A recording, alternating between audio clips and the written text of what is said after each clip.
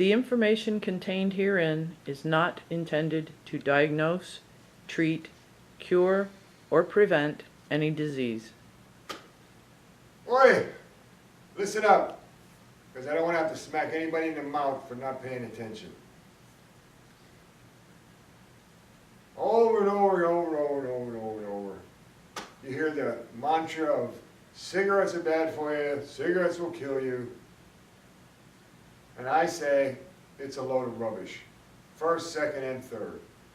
And in the course of future episodes, I will prove it to you and show where not only are they not bad for you, but that they're good for you in many ways. Now, I'm not trying to proselytize, I'm not trying to garner new smokers in any way. What I'm saying is that first, second, and third hand smoke, professed dangers, is nonsense. What is a bigger threat to the American public, and growing every day, are drugs. And we all know who produces drugs. Big Pharma. So, we're going to deviate a little bit today, and instead of talking directly about cigarettes or tobacco, I'm going to talk about drugs and their effect on the American public.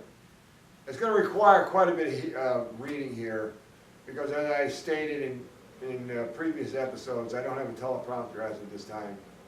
Hopefully, due to your contributions and donations, I will have in the near future, and therefore this will be less cumbersome. But today I don't, and so here goes. So please pay attention. Between 2004 and 2011, the FDA's Adverse Event Reporting System for Drug Side Effects logged 12,755 reports of psychiatric medications relating to violence. Among them were 359 homicides, incidents of aggression, and 2,795 episodes of mania. There were also 9,310 suicides, and actually the damage is far greater than that. According to the FDA, fewer than 10% of the adverse reactions are reported. To get a truer picture of the horrors of these medications, multiply these numbers by 10. Yes, I said 10. The shootings that I'm about to list were all committed by individuals who have been positively identified as having been taking or withdrawing from antidepressants or other psychiatric drugs. Well, before I get to that, I want to state just a few more facts here. Antidepressants and antipsychotics raked in nearly $30 billion in sales in 2011. There were 48 million prescriptions for the anti-anxiety drug Xanax last year alone.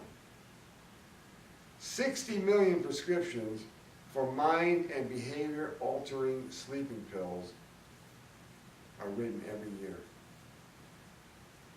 We become psych drug junkies.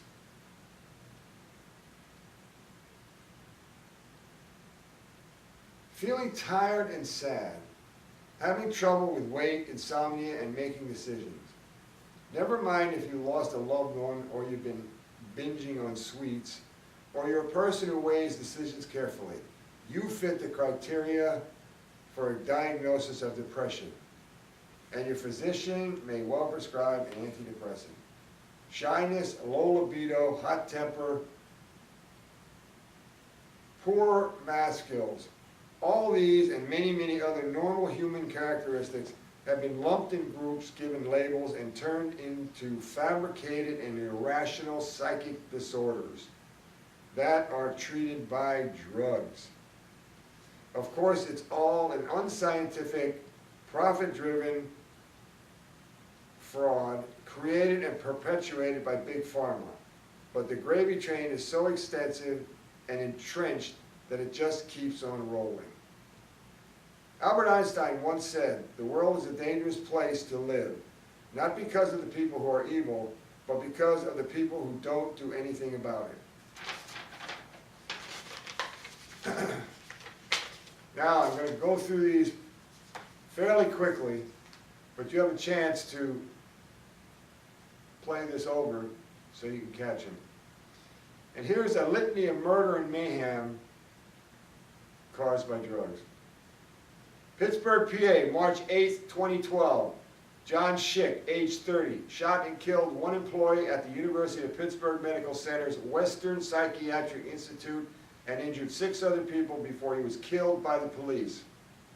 43 prescription medications, including 9 antidepressants, were found in his apartment.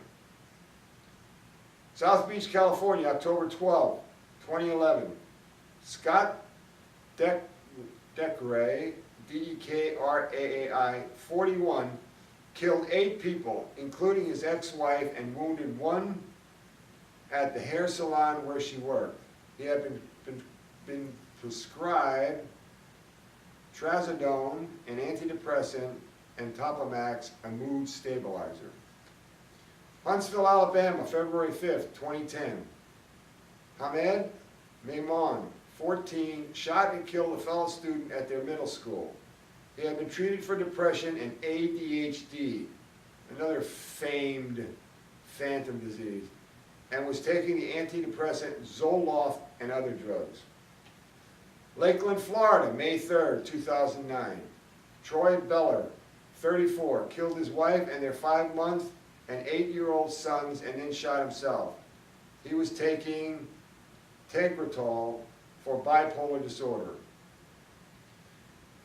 Granbury Crossroads, Alabama, April 6, 2009. Fred B. Davis, 53, killed a policeman and wounded a deputy sheriff after threatening a neighbor with a gun. He had been prescribed Geodone, an antipsychotic drug. Middleton, Maryland, April 17, 2009. Christopher Wood, 34, cut and shot his wife and 3 children, ages 5, 4, and 2, and then committed suicide. He had been on the antidepressant Cymbalta and Paxil, and the anti-anxiety medication Buspar and Xanax. Are you kidding me? Concord, California, January 11, 2009. Jason Montes, M-O-N-T-E-S, 33, killed his 25-year-old wife and shot himself to death in their home. He had started taking Prozac. Kauhajoki, K-A-U-H-A-J-O-K-I, Finland, September 23, 2008. Matti Saari, 22, shot and killed 9 other students, wounded another, and killed a teacher before killing himself. He was taking an antidepressant and benzodiazepine. Little Rock, Arkansas, October 13, 2008. Timothy Johnson, 50, shot and killed Arkansas Democratic Party Chairman Bill Gwatney at the party's headquarters. He was then pursued and killed by police. A police report confirmed that he was taking an antidepressant and the drug may have played a part in his irrational and violent behavior. Yeah, I guess so. DeKalb, Illinois, February 14, 2008. Stephen Kazmierzak, 27, shot and killed 5 people and wounded 21. Then killed himself in an auditorium at Northern Illinois University where he had been a student. He had recently been taking Prozac, Xanax, and Ambien, a sleeping aid. Yeah. Obama, Nebraska, December 5th, 2007. Robert Hawkins, 19, killed 8 people and wounded 5 before committing suicide in an Omaha mall. Autopsy results confirmed he was under the influence of the anti-anxiety drug Valium. Jokela, Finland, November 7th, 2007. Pekka Erik Alvinen, 18, killed 5 boys, 1 girl. The principal and the school nurse, and wounded a dozen others at his high school before killing himself. He had been taking antidepressants. Cleveland, Ohio, October 10, 2007. Asa Kuhn, 14, shot 2 students and 2 teachers at his high school, then committed suicide. He had been prescribed trazodone. Red Lake, Minnesota, March 21, 2005. Jeff Weiss, 16, killed his grandfather and his grandfather's girlfriend and drove to the high school on the Red Lake Indian Reservation where he opened fire, killing 7 people and wounding 5. He then shot himself to death. He was on Prozac. East Greenbush, North Carolina, New York, February 9, 2004. John Romano, 16, took a shotgun to school and wounded a teacher. He had been on medication for depression. North Meridian, Florida, July 8, 2003. Doug Williams, 48, shot 14 of his co-workers at Lockheed Martin and with a shotgun, killing 6 of them before turning the gun on himself. He was reported to have been on 2 antidepressants, Zoloft and Celexa. Wahluke, Washington, April 10, 2001. Corey Bodsgard, 16, held 23 classmates and a teacher hostage using a rifle he had taken to school. He had been taking the antidepressant Effexor. El Cajon, California, March 22, 2001. Jason Hoffman, 18, opened fire at his high school, injuring 3 students and 2 teachers. He committed suicide while in jail later that year. He was on 2 antidepressants, Celexa and Effexor. Williamsport, Pennsylvania, March 7, 2001. Elizabeth Bush, 14, took a revolver to school and shot another student in the shoulder. She was taking Prozac. Wakefield, Massachusetts, December 26, 2000. Michael McDermott, 42, shot and killed 7 fellow employees at Edgewater Technology. He was taking 3 antidepressants. Conyers, Georgia, May 20, 1999. T.J. Solomon, 15, wounded 6 of his high school classmates with a gun he had taken to school.